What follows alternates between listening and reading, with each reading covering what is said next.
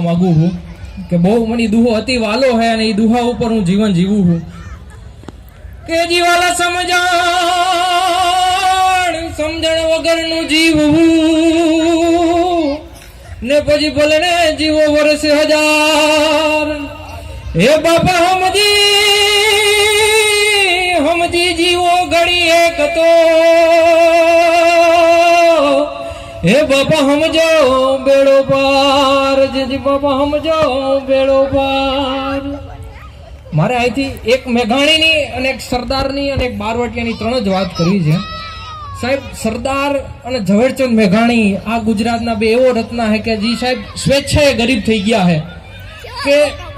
ઝવેરચંદ મેઘાણી પાસે લંડનની અંદર નોકરી અને સરદાર વલ્લભભાઈ પટેલની પણ એવી જાહો જલાલી હતી અમદાવાદમાં કે બેને પૈસા ટકે કોઈથી દુઃખ ન પડે એટલી બેની જાહો જલાલી હતી પણ સાહેબ ઈ ઝવેરચંદ મેઘાણી એક વાણિયો ગુજરાતને હું સાહિત્ય આપી ગયો સાહેબ ઈ સાહિત્યમાંની એક નાની એવી કવિતાથી મારે તમને કરવી છે જે લોકો ગામડે ભેળા છે એને સાહેબ ચારણ કન્યાથી લોકો વાકેફ જ છે કે ચારણ કન્યાનો શું ઈ પ્રસંગ આખો થયો હતો પણ સાહેબ જે અત્યારે જે 12-14-15 વર્ષના જે ફૂલકાઓ રખડે સાહેબ એને હકીકતમાં ખબર જ નથી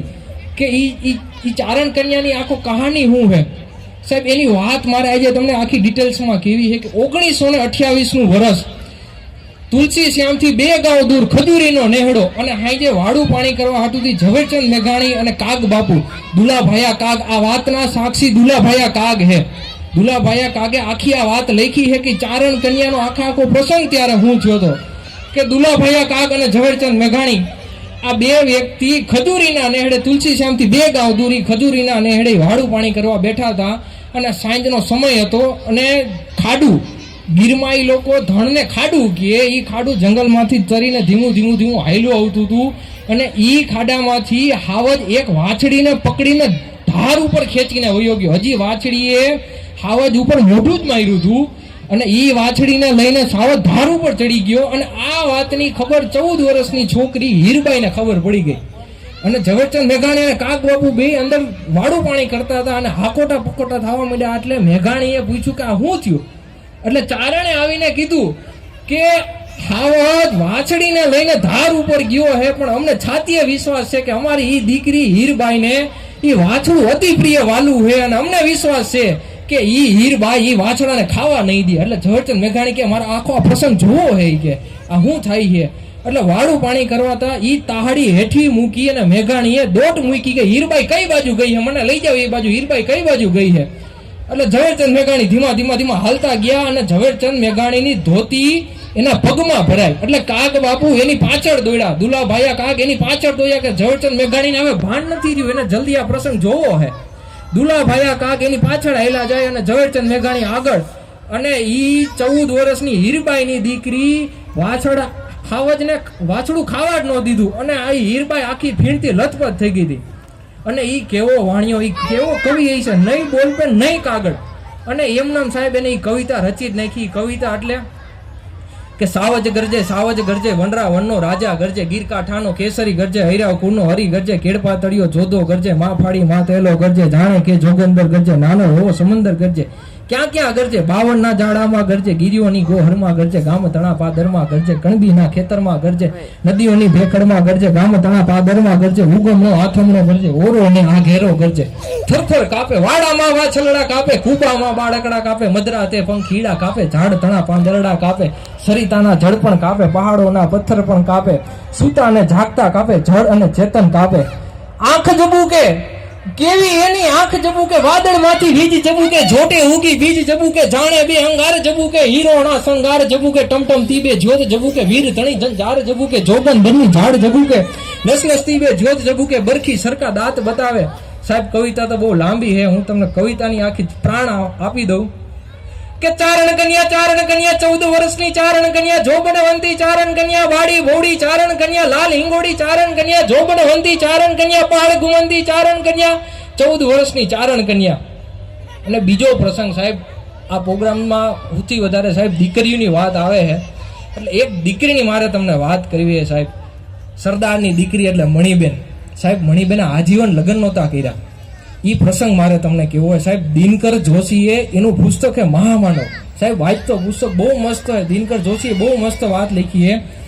એ પુસ્તકમાં દિનકર જોશીએ એક પ્રસંગ લખ્યો છે કે એક સમયે મણીબેન, સરદાર તો આખું ગુજરાત ભ્રમણ કરતા હતા અને આઝાદીની ચળવળમાં ચડી ગયા હતા, એટલે મણીબેન દાદા સાહેબ માવડકરના ઘરે રહે અને મણીબેન રોજ સવારે ઉઠીને રોવે. એટલે દાદા સાહેબના પત્નીએ કીધું કે ભાઈ આ મણીબેન રોજ સવારે ઉઠીને રોવે છે ને કઈ કહેતા નથી, કે મણીબેનને શું થાય છે. તો એક દિવસ સરદાર આવ્યા ઘરે અને સરદારને વાત કરી કે મણીબેન રોજ સવારે ઉઠીને રોવે છે અને કઈ કહેતા નથી કે. એટલે સરદારે પૂછ્યું કે મણીબેન તમે કેમ રોજ સવારે ઉઠીને રોવો છો, એ કે તમે મને વાત જણાવો, તમે હું કામ રોવો છો. એટલે ત્યારે મણીબેને વાત કરી, એ કે બાપુ, એને પપ્પાને બાપુ કહીને બોલાવતા, એટલે કીધું કે બાપુ એ કે આપણી કેવો જાહો જલાલી હતી. સાહેબ સરદારની જાહો જલાની હું તમને વાત કરું કે એ કેવી જિંદગીમાં જીવતા. સાહેબ સરદાર એટલી જાહો જલાલીમાં જીવતા ને સાહેબ એ સમયમાં પેન્ટ શર્ટ અને કોટ પહેરવો ને એટલે બહુ મોટી વાત થાય. અને સરદાર એટલા શોખીન વ્યક્તિ હતા કે જ્યારે વકીલાત કરવા અદાલતમાં જાય એની ગળાનો જે કોલર હોય ને એ કોલર ધોવા હાટુથી અમદાવાદના ધોબીને આપે. અમદાવાદના ધોબી એને ધોરો નતો કરતો. સરદાર કે આ નો હાલે કોલર, કે એ અમદાવાદથી ઈ કોલર ટ્રેનમાં ઠેઠ મુંબઈ સુધી જાય અને મુંબઈના ધોબી એને ધોવે અને ઈ કોલર સરદાર પહેરી અને વકીલાત કરવા જાય, પછી જ સરદાર વકીલાત કરે. એવી જાહો જલાલીમાં સરદાર જીવતા હતા અને એક જ ઝાટકે બધું મૂકી દીધું. એટલે મણીબેને વાત કરી કે બાપુ આપણે કેવી જિંદગી જીવતા. એ કે આ તમારો જભ્ભો તો જોવો, હાવ ગરી ગયેલો જભ્ભો, મારા કપડાં જોવો, એ કે આપણે કેવી જાહો જલાલીમાં જીવતા. ત્યારે સાહેબ સરદારે મણીબેનને વાત કરી હતી કે મણીબેન આ ગરીબી તો આપણે તેડાવેલી છે, કે આ ગરીબી આપણે આવી નથી, આ તો તેડાવેલી છે, આ તો આપણે સહન કરવી જોઈએ. સાહેબ આ દીકરી અને સાહેબ આઝાદી પહેલા સરદારની વિચારસરણી કેવી છે. સાહેબ સરદારે એની દીકરીને આઝાદી પહેલા પૂછી લીધું હતું કે મણીબેન તમારે ક્યાંય પ્રેમ હોય તો મને કહેજો, હું તમને અહીંયા પરણાવી દઈશ. સાહેબ આ સરદારની વિચારસરણી એને મણીબેનને ત્યારે પૂછ્યું હતું કે મણીબેન તમારે ક્યાંય પ્રેમ હોય, તમારે કોઈ કઈ લગ્ન કરવાની ઈચ્છા હોય તો મને કયો, હું તમને પરણાવી દઉં, તમારા મનની ઈચ્છા કયો, હું તમને પૂરી કરી. એ કે મણીબેને વાત કરી કે બાપુ કે જ્યારથી કે બા ગુજરી ગયા હોય કે ત્યારથી તમે એકલ વાયુ જિંદગી જીવો છો, તમારું ક્યાંય રહેવાના ઠેકાણા નથી, ખાવાના ઠેકાણા નથી. એ કે મારે તમારું પર્સનલ આસિસ્ટન્ટ થવું હોય. કે સરદાર કે વાંધો નહીં, કે કાલથી તમે લાગી જાઓ. હવે કે તમારે બોલવાનું બંધ કરવું જોઈએ કે અને સાંભળવાનું ચાલુ કરવું જોઈએ કે.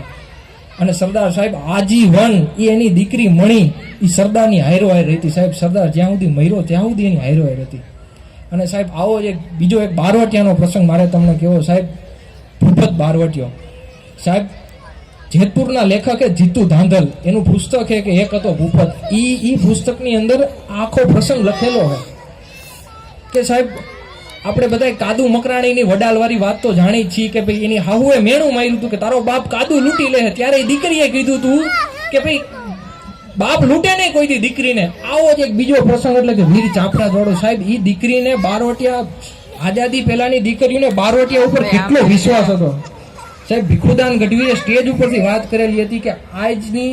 ઘીરે દીકરી એકલી હોય ને ઘરે રાજનેતા આવે ને તો દીકરીને વિશ્વાસ ન થાય, પણ ઈ જમાનામાં હકીકતમાં દીકરીને બારવટિયા ઉપર કેટલો વિશ્વાસ હતો. સાહેબ ઈ ચાપરાજપુર ગામ, જેતપુરની બાજુનું ચાપરાજપુર ગામની એક્ઝેક્ટ બાજુમાં સાહેબ મિલ હાલતી, તેલની મિલ હાલતી.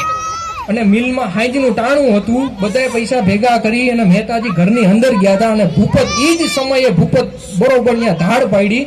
અને આ વાત મિલ માલિકની દીકરીને ખબર પડી ગઈ કે ભૂપત મારી ડેલી આવી ગયો હોય. અને પણ દીકરીને છાતીએ વિશ્વાસ હતો કે ભૂપત મારી ઉપર હાથ નહીં નાખે, મારી ઉપર નજર નહીં નાખે અને મારી ઉપર બંદૂક નહીં રાખે.